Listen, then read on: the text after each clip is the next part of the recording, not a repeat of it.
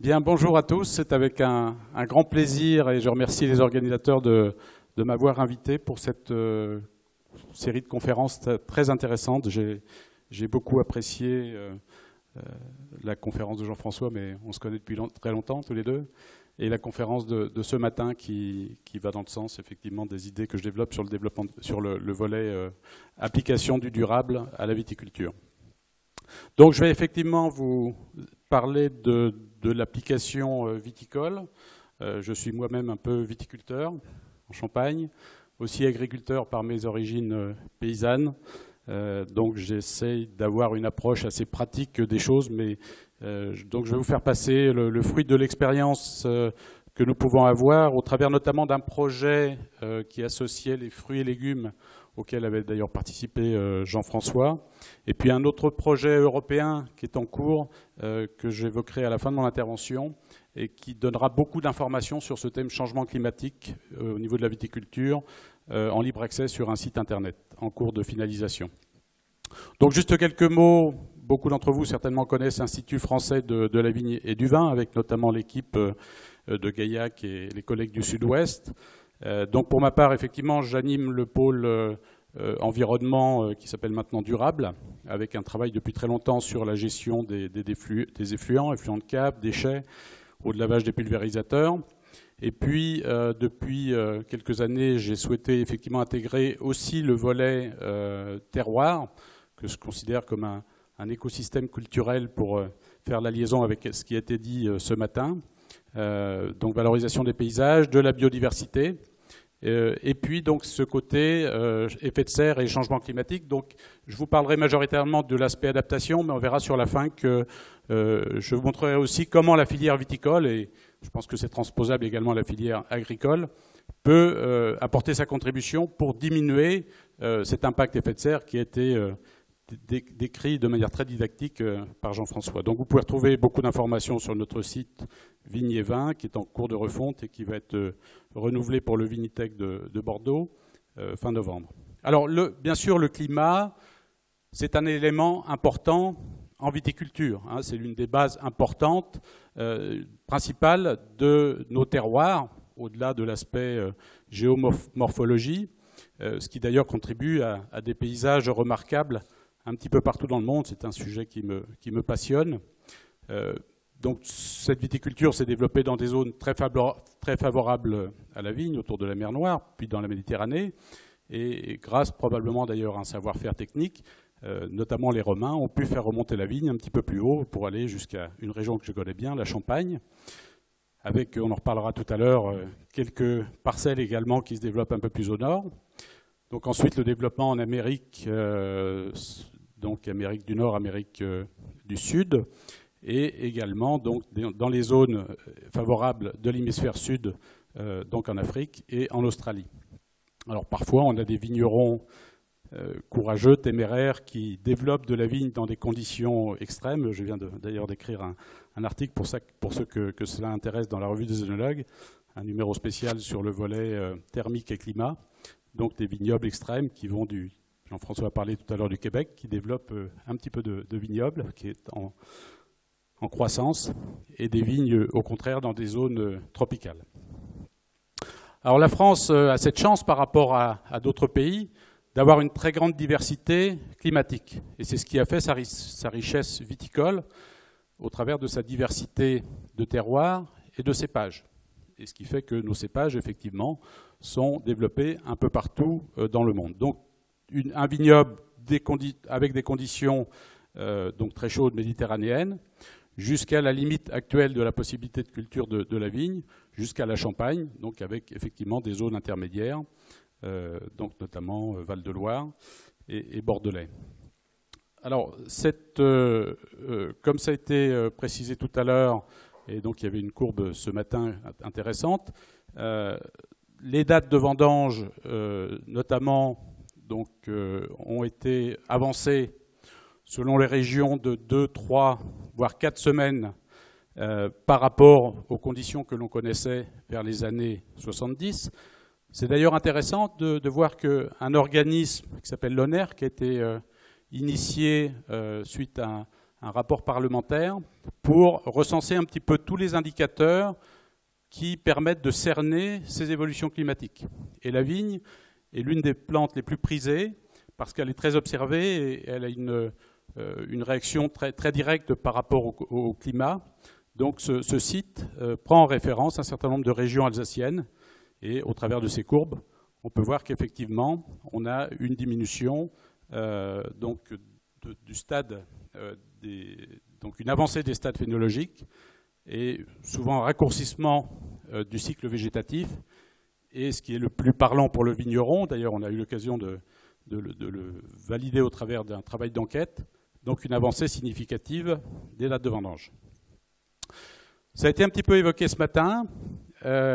C'est intéressant aussi de voir que la vigne, au travers du banc des vendanges, qui était fixé par les monastères ou par les seigneuries, qui ne permettait aux vignerons de démarrer la vendange qu'à partir d'une certaine date, tout cela étant répertorié. Et Emmanuel Leroy-Ladurie et son équipe ont eu l'occasion, majoritairement en Bourgogne, mais également dans d'autres régions, de répertorier toutes ces données qui, par rapport à leur démarche à eux, donc, permettaient effectivement de reconstituer le climat. Et ce qu'on voit, c'est qu'on a effectivement des variabilités dans le temps. Là, on travaille en moyenne décennale, de manière à lisser un petit peu la variabilité annuelle. Donc on voit qu'on a des cycles. Mais ce qu'on voit aussi, c'est que depuis quelques années, on semble dépasser la variabilité depuis 5 siècles. Et la collaboratrice de Leroy-Ladurie, Valérie Do, vient justement de faire une publication sur ce sujet. Alors je me suis amusé avec l'aide d'un stagiaire donc à essayer de reconstituer pour la région, en prenant comme référent donc les données bourguignonnes disponibles à partir de ce travail notamment de Leroy-Ladurie. Et ce qu'on voit, c'est qu'effectivement, on a une corrélation inverse entre la température et, donc ici présenté en vert, et les dates de vendange. Donc c'est vrai qu'il y a une corrélation inverse. Et au passage, ça a été évoqué un petit peu tout à l'heure, on a eu l'occasion de voir que les éruptions volcaniques intenses ont un effet pendant 1 an, 2 ans, et se retrouvent d'ailleurs, puisque le pendant de 2003, donc l'année la plus précoce en Bourgogne, c'est 1816 qui faisait suite à l'explosion du Tambora en 1815 en Indonésie et qui s'est traduit par effectivement un été pourri, très froid. Et donc ça permet effectivement de bien valider cette corrélation température, date de vendange. Dans le cadre du travail mené au travers d'Arviclim, nous, ce qui nous intéressait au niveau des viticoles, c'est de dire, on dit aux vignerons, finalement, c'est peut-être demain 1, 2, 3 degrés. Ça veut dire quoi concrètement? Alors, ils ont déjà un petit peu une idée au travers de ce qu'ils ont pu observer depuis 20 ans. Mais justement, d'établir cette corrélation entre la température et la précocité au niveau des dates de vendange.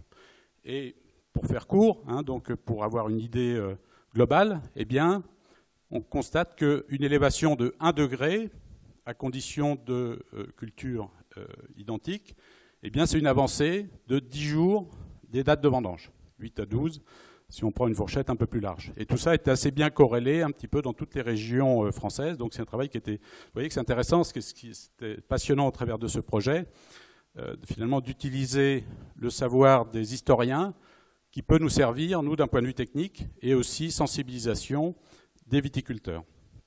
Alors, je crois qu'il y a une intervention de M. Lubernet un peu plus tard, mais c'est vrai que l'aspect complémentaire par rapport aux dates de vendange, c'est également la teneur en sucre qui augmente, avec parfois des degrés dans certaines régions qui peuvent dépasser les 14, 15, voire 16, ce qui devient un peu problématique pour certains types de vins, et des acidités qui baissent et des pH qui augmentent. Donc il n'y a peut-être pas que le facteur climatique, il peut y avoir des facteurs également liés à la fumure, ce qui peut d'ailleurs rejoindre l'intérêt des apports organiques par rapport aux engrais, avec l'augmentation de la teneur en potassium. Mais toujours est-il qu'effectivement, ce sont aussi des indicateurs pertinents de changement climatique. Alors, au travers de l'enquête que j'ai évoquée tout à l'heure, on a essayé de demander également à un certain nombre de vignerons, on a eu à peu près 300 réponses en France, ce qu'ils pensaient effectivement de cette problématique changement climatique. Ce qui ressort, c'est que finalement, on va dire que les gens du Nord, hein, Champagne, Bourgogne, jusqu'à Val-de-Loire, Alsace peut-être plus nuancée, voient les changements actuels de manière plutôt favorable. Donc les grands millésimes de ces régions sont liés à des conditions d'ensoleillement particulièrement favorables.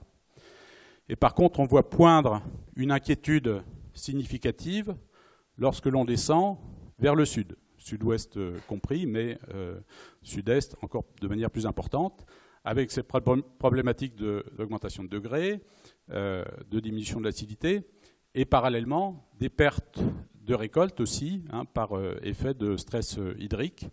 Donc finalement, globalement, on peut dire que pour les régions du Nord, c'est jusqu'à présent une opportunité, mais attention, ça va probablement continuer.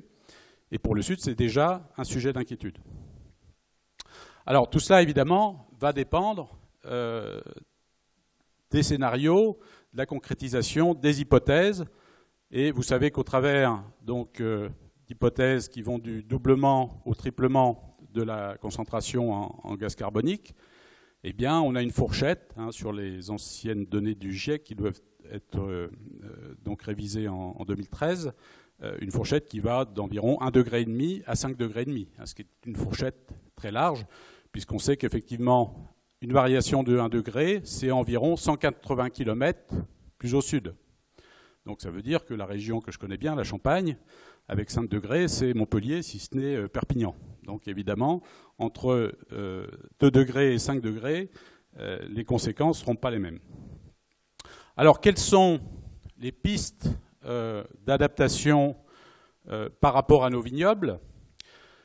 Bien sûr, là, chaque aspect est contextuel et dépend évidemment des modes de conduite, des cépages. Hein, donc c'est assez difficile d'avoir en fait des processus d'adaptation uniformes. Mais toujours est-il que le rapport feuilles-fruits, qui répondait à un optimum de production de sucre, peut être révisé, qui peut d'ailleurs se traduire pour les nouvelles plantations peut-être par des modes de conduite qui peuvent être différents, des vignes un peu plus larges par exemple. Il en est de même que des problématiques, Jean-François l'a bien signalé, de températures élevées en été qui peuvent amener des phénomènes de grillage, de dessiccation, peuvent amener à revoir la pratique de l'effeuillage. Donc la densité de plantation, j'en parlais tout à l'heure. Et quant à la gestion des sols, bien, là aussi, en fonction des besoins, des risques de stress hydrique liés aux différentes zones, l'enherbement, l'apport de mulch. Et je pense que la matière organique, d'ailleurs on a assez peu travaillé là-dessus, ce qui est à mon avis une carence, mais je pense que ça peut être justement l'occasion aujourd'hui de développer des partenariats. La réflexion par rapport à l'apport de matière organique, qui peut à la fois jouer sur les textures, qui peut jouer sur la réserve hydrique, peut être effectivement une opportunité peut-être pour limiter en tout cas les effets d'un stress hydrique. Donc je ne vais pas revenir sur toute la problématique d'irrigation. Hein, c'est clair que des pays ont l'habitude d'irriguer, ce qui n'est pas sans problème. Vous connaissez certainement les problèmes de l'Australie, avec à la fois des manques d'eau, des augmentations du taux de sel, qui fait d'ailleurs que c'est plutôt la Tasmanie qui a tendance à se développer plutôt que les régions traditionnelles d'Australie. À partir du moment où on fait le choix d'irriguer, bien évidemment, il faut pouvoir optimiser la quantité d'eau, à la fois pour des impératifs qualitatifs et pour des impératifs également en termes d'utilisation. Et le problème, c'est qu'à partir du moment où on irrigue, on fait remonter les racines. Donc ça veut dire que si demain on n'a plus d'eau, c'est quand même un choix difficile. Hein. Sera-t-on en mesure, dans 10 ans ou dans 20 ans, de pouvoir maintenir cette irrigation? Là, vous avez des photos. J'étais le premier étonné. Comme Jean-François, j'ai eu l'occasion d'aller au Québec et de prolonger sur l'Ontario, donc juste à côté des Grands Lacs, où finalement cette région qui n'a jamais irrigué, cette année a subi une sécheresse terrible. Je pense que tu as pu le constater aussi. Et donc tous les vignobles se sont mis à irriguer. Donc ta question, c'est effectivement, est-ce que demain, on aura encore de l'eau? Est-ce que le prix de l'eau sera accessible? Est-ce que la vigne sera prise, qui n'est pas une culture strictement alimentaire, hein, dans une perspective de, ça a été évoqué, de défis alimentaires pour demain ou après-demain, est-ce que la vigne sera toujours aussi prioritaire pour obtenir de l'eau? Je pense que ce sont des problèmes qui vont se poser dans l'avenir. D'où l'intérêt de pouvoir donc travailler, et là on a des spécialistes, donc je ne vais pas développer, Jean-François en faisant partie, qui développent en fait des outils qui permettent de piloter au mieux l'irrigation pour utiliser le moins d'eau possible en intégrant également la qualité. Alors des études ont été menées sur ce thème, notamment dans le cadre d'une thèse qui s'est faite à l'INRA d'Avignon par Iñaki Garcia de Cortázar, et qui montre que potentiellement, en fonction de l'augmentation du CO2, en fonction de l'augmentation de la température, mais en prenant en compte également le stress thermique et hydrique, eh bien, on peut avoir des potentiels de production végétale, mais également pour partie de fruits, qui peuvent être très importantes vers le nord.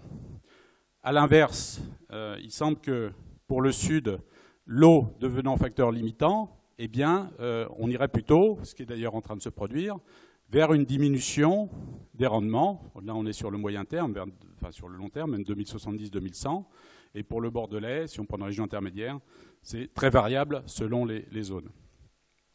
Donc, le problème de cépage peut se poser. Donc, c'est vrai que pour un cépage, on a une zone optimale climatique par rapport à un type de vin que l'on souhaite obtenir, sachant que certains cépages, il fait très chaud dans votre salle, on n'a pas la climatisation, donc sachant que pour certains cépages, on peut avoir en fait une diversité de vins, si je prends l'exemple du Chenin, par exemple dans Val-de-Loire, où les conditions optimales de récolte seront différentes entre un vin destiné à faire de l'effervescent, élaborer de l'effervescent, vin tranquille ou vin liquoreux.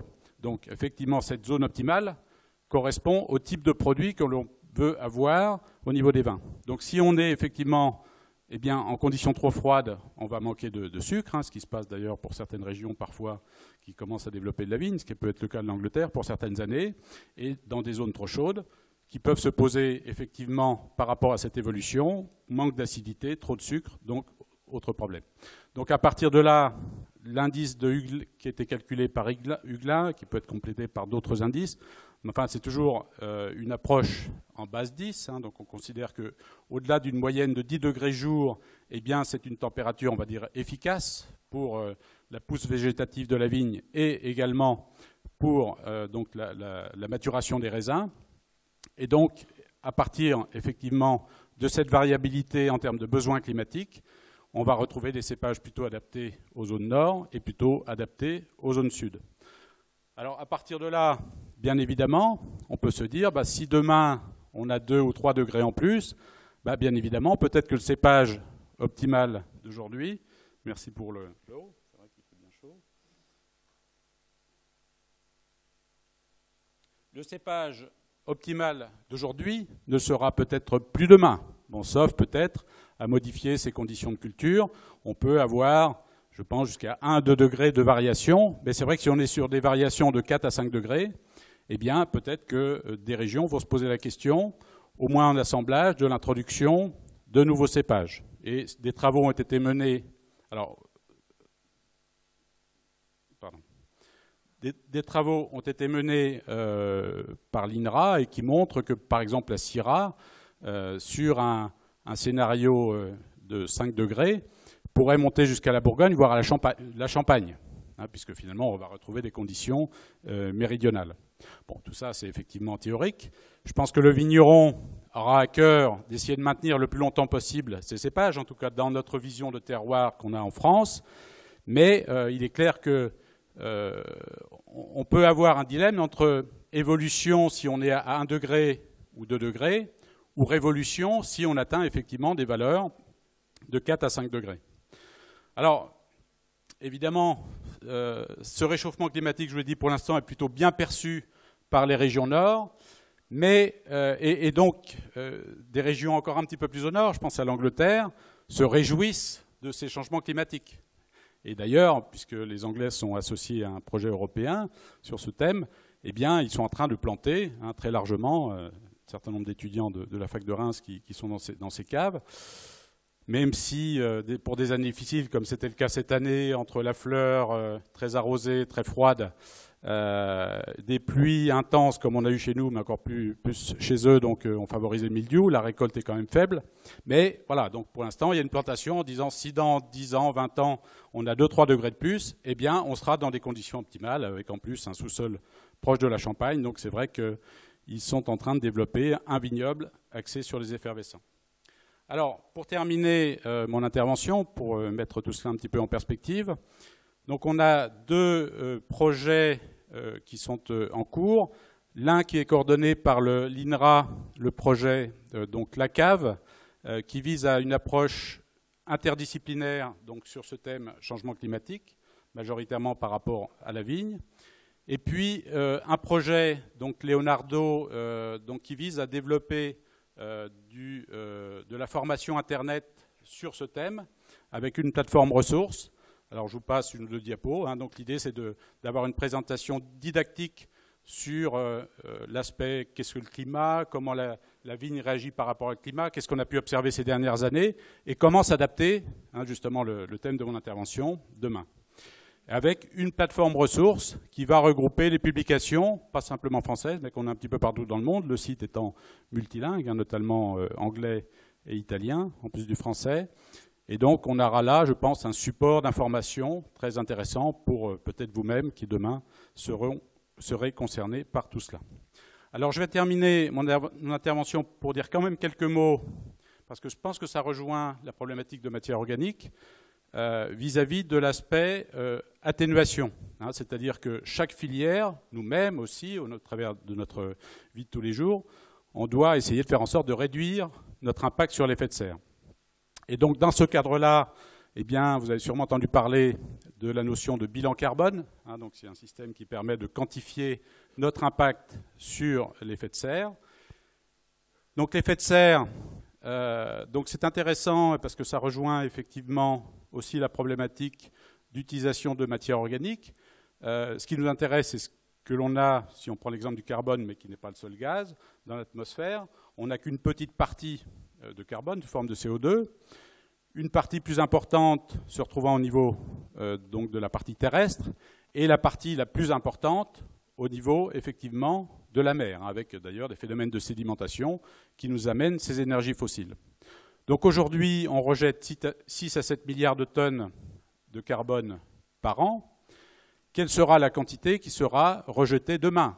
Donc avec toute la problématique qui a été soulevée, au travers peut-être un peu d'économie chez nous, mais des pays émergents.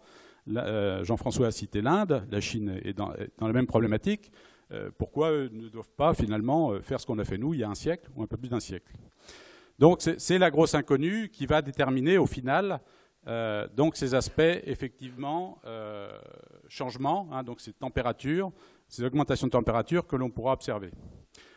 Et ce qui est intéressant, et il y a une plaquette, je pense que certains d'entre vous connaissent, qui a été éditée par l'INRA, très didactique, sur donc le sol. Donc le fait qu'effectivement, dans le mode cultural, on peut jouer sur l'effet de puits de carbone.